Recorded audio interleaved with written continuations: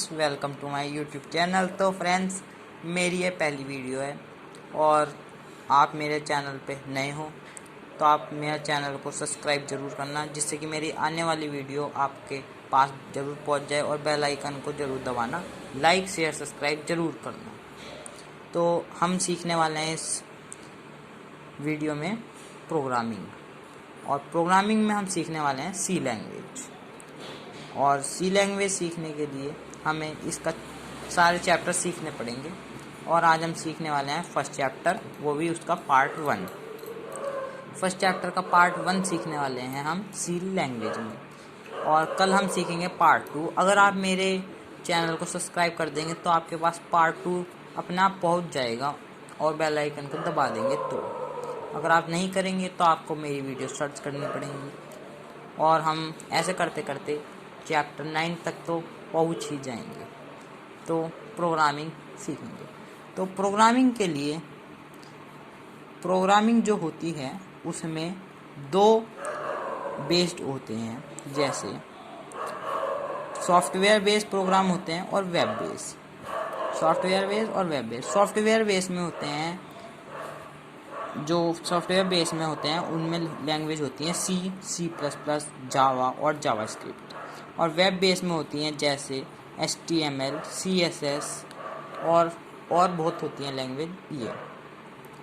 तो हम इसके बाद मैंने आपको ये बताया कि प्रोग्रामिंग में कितने बेस होते हैं, और सॉफ्टवेयर बेस होते हैं, वेब बेस होते हैं, और इनमें कौन कौन सी लैंग्वेज होती हैं। तो अब हम सी लैंग्वेज पढ़ रहे हैं, तो हम सी लैंग्वेज के सी कॉन्स्टेंट पढ़ेंगे। सी कॉन्स्टेंट में 2 पार्ट्स होते हैं, जैसे कि primary memory and secondary memory. Primary and secondary. तो सेकेंडरी मेमोरी में आते हैं, जो सेकेंडरी मेमोरी होती हैं उसमें आते हैं एरे, पॉइंटर, जैसे कि आप देख सकते हैं। सेकेंडरी मेमोरी में आते हैं एरे, पॉइंटर, स्ट्रक्चर और यूनियन और इमम। क्या आते हैं? एरे, पॉइंटर, स्ट्रक्चर, यूनियन और इनम। और जो प्राइमरी मेमोरी होती है उसमें आते हैं इंटीजर, डेसिमल और फ्लोटिंग कांस्टेंट। इंटीजर, डेसिमल और फ्लोटिंग कांस्टेंट, और थर्ड आता है उसमें कैरेक्टर। क्या आते हैं? इंटीजर, डेसिमल और फ्लोटिंग कांस्टेंट और कैरेक्टर। आप इन्हें याद कर लीजिए, ये आपके बहुत काम आएगा। ये सबसे ज़्यादा काम ये इन्हीं में ही आते हैं, जो सी लैंग्वेज होती है यही सबसे ज़्यादा काम होते हैं। तो हम सेकेंडरी मेमोरी बाद में पढ़ेंगे, पहले हम प्राइमरी पढ़ रहे हैं।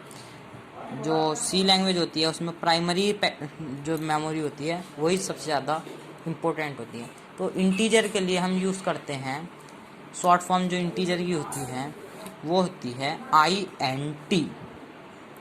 इंटीजर की शॉर्ट फॉर्म होती है INT।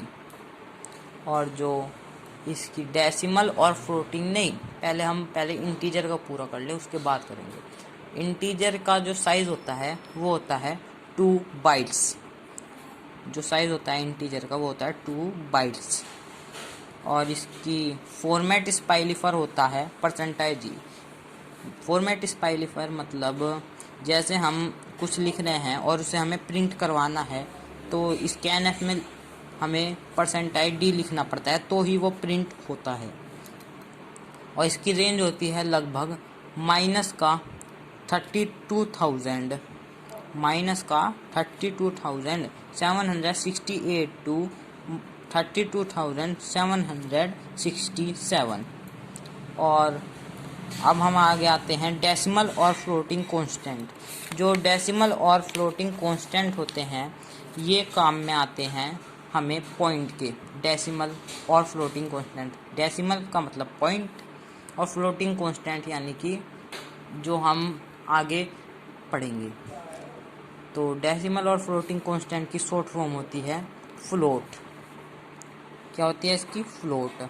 हम इसकी शॉर्ट फॉर्म के लिए यूज़ करते हैं फ्लोट, जो कि हम INT जैसे होता है उसके लिए INT करते हैं, उसके अंदर डिजिट लेते हैं, वेरिएबल्स लेते हैं। ऐसी फ्लोट में हम वेरिएबल्स लेते हैं।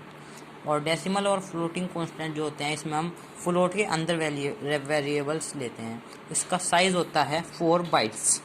जिसका साइज़ होता है वो होता है 4 बाइट्स।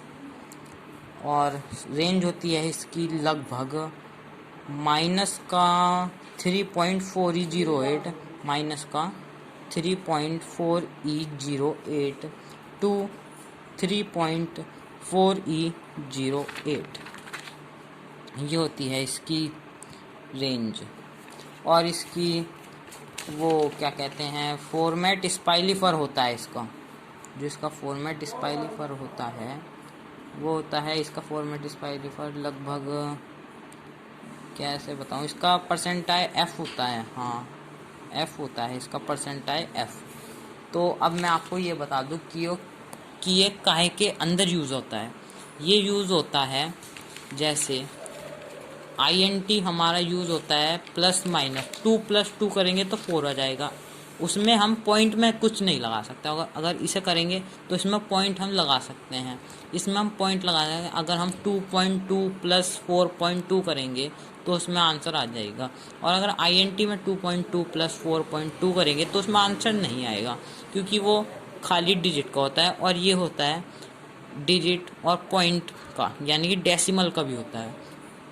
तो अब आ जाते हैं हम कैरेक्टर पे। जो कैरेक्टर होता है हमारा, उसके शॉर्ट फॉर्म होती है CHAR 4। जो उसकी शॉर्ट फॉर्म होती है ये होती है CHAR। उसका साइज़ होता है 1 बाइट। और जो इसका ऊपर डेसिमल और फ्लोटिंग कांस्टेंट का साइज़ था ये 4 बाइट्स था, क्योंकि इसमें पॉइंट भी यूज़ करते हैं। तो इसका तो साइज़ बड़ा हो गई। और साइज़ इसका कैरेक्टर का 1 बाइट।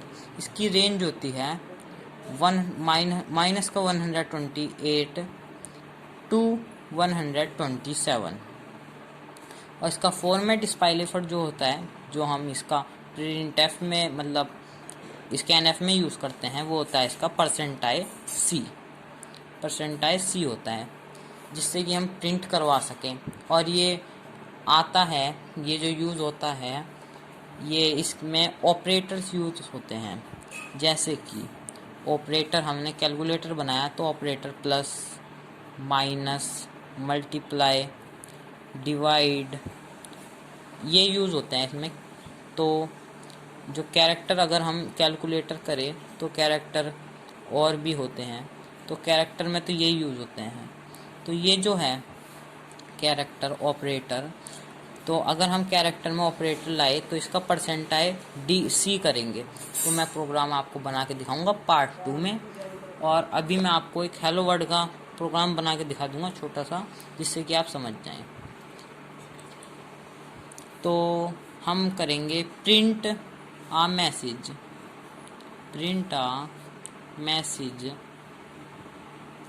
हेलो वर्ड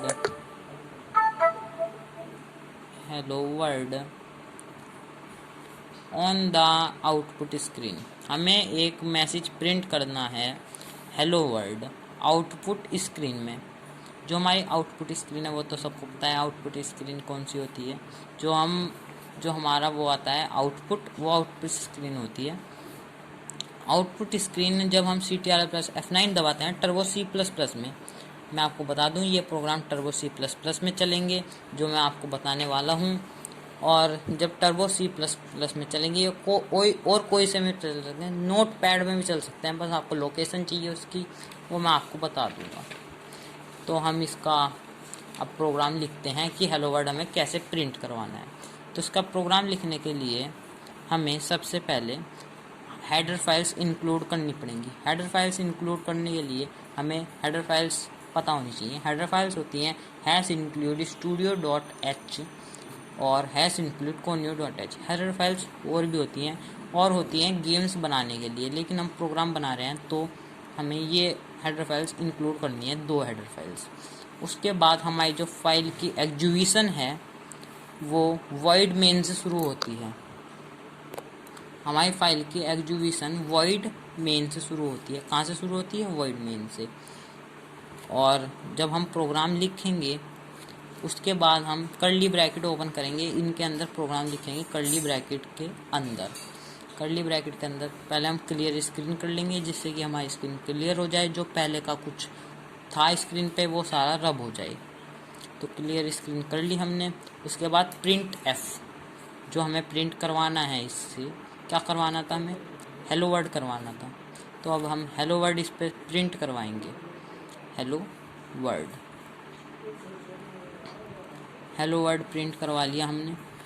जो इसके अंदर हम लिखेंगे वो सीधा का सीधा प्रिंट होकर लिखेगा, और अगर हम इसके अंदर कुछ और लिखेंगे तो वो भी प्रिंट हो जाएगा। तो उसके बाद हमें इसमें लिखना है गेट सी एच, और फाइल प्रोग्राम की एग्जीक्यूशन यहाँ पर ख़त्म होती है गेट सी एच पे। गेट सी एच पे जो हमारी प्रोग्राम की एग्जीक्यूशन है वो एकदम ख़त्म हो जाती है, और हमें सबके लास्ट में सेमीकोलन लगाना बहुत ही ज़रूरी होता है, वरना ये होता नहीं। उसके बाद कर्ली ब्रैकेट बंद करते हैं, तो हमारी आउटपुट स्क्रीन पर लिखा आ जाएगा हेलो वर्ड। जब हम इसे CTRL+F9 से रन करेंगे प्रोग्राम को, तो हेलो वर्ड लिखा आ जाएगा। तो लिखा आ गया हेलो वर्ड। तो जब आप इसे खुद रन करके देखोगे प्रोग्राम को, तो ये अपने आप ही लिखा आ जाएगा। आप चाहे तो इसे किसी कॉपी में भी उतार सकते हैं प्रोग्राम को, जिससे कि आपको याद रहे। तो आज की वीडियो में सिर्फ इतने ही। मिलते हैं आपको कल अगली वीडियो में। लाइक शेयर सब्सक्राइब करना बिल्कुल मत भूलिएगा। सब्सक्राइब तो ज़रूर कर देना, जिससे कि आपको आने वाली वीडियो बिल्कुल मिल जाए, और बेल आइकन को दबा के बेल आइकन को प्रेस कर देना और वीडियो को लाइक कर देना। तो आपको मिलते हैं अगले पार्ट में, पार्ट 2 में, जिसमें मैं आपको बताऊँगा कि हम सम कैसे जोड़ सकते हैं। इतने में ओके, बाय बाय, टाटा।